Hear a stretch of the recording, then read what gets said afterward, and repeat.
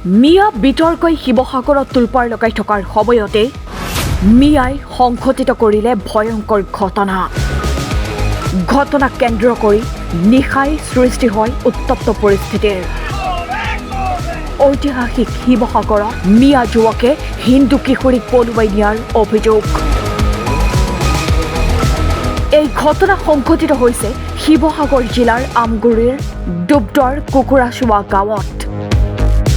যিটো সময়ত শিৱসাগৰত মিয়া বিৰোধী অভিযান অব্যাহত আছে।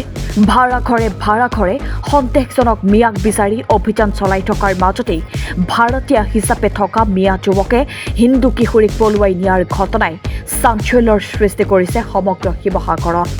এই কাণ্ড সংঘটিত কৰা মিয়া যুৱকজনৰ নাম লিমন মণ্ডল বুলি জানিব পৰা গৈছে। এই খবৰ লাভ কৰাৰ লগে লগে কিশোৰীগৰাকীৰ বাসগৃহত উপস্থিত হয় জাতীয় দল সংগঠনৰ নেতা।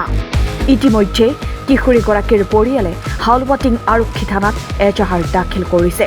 এজাহাৰৰ ভিত্তিত বৃহস্পতিবাৰে নিশা ঘটনাস্থলীত হালৱাটিং আৰক্ষী উপস্থিত হৈ তদন্ত প্ৰক্ৰিয়া আৰম্ভ কৰে।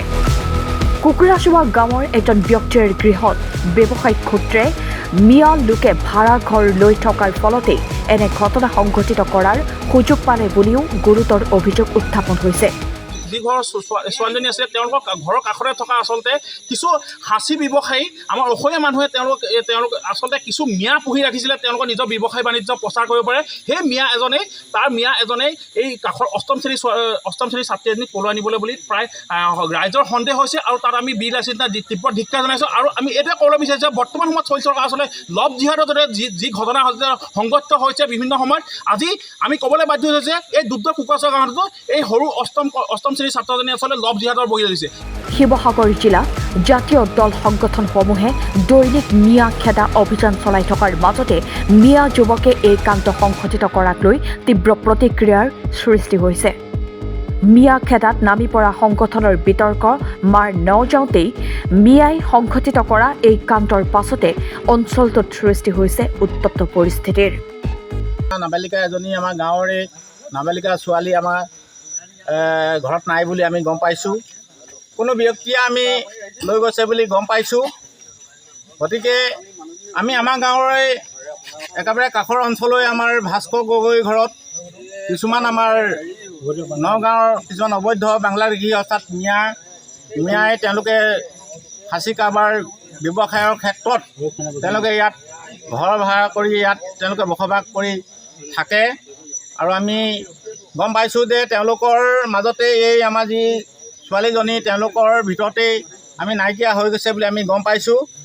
গতিকে আজি আমাৰ অসমত বা ৰাজ্যত আমাৰ যিখিনি আমাৰ পৰিস্থিতি চলি আছে, আমাৰ অসমীয়া যিখিনি আমাৰ হিন্দু মাজত আমাৰ যিখিনি আজি মত বিভেদ চলি আছে, এই চলি থকাৰ মাজতো যে এখেত লোকে আজি আমাৰ মিয়া বাংলাদেশীক যে এওঁলোকে ৰক্ষণাবেক্ষণ দি আছে, আমি তাক নথৈ আমি গৰিহণা দিছোঁ। এজনী আপোনাৰ 14 বছৰীয়া ছোৱালী নাইকিয়া হৈ গ'ল। তাৰপিছত যেতিয়া গোটেই বস্তুটো পৰ্যালোচনা কৰিলোঁ, আপোনাৰ এজন মিয়া সম্প্ৰদায়ৰ লোকে ইয়াৰ পৰা 14 বছৰীয়া ছোৱালীজনী ইয়াৰ পৰা লৈ গ'ল।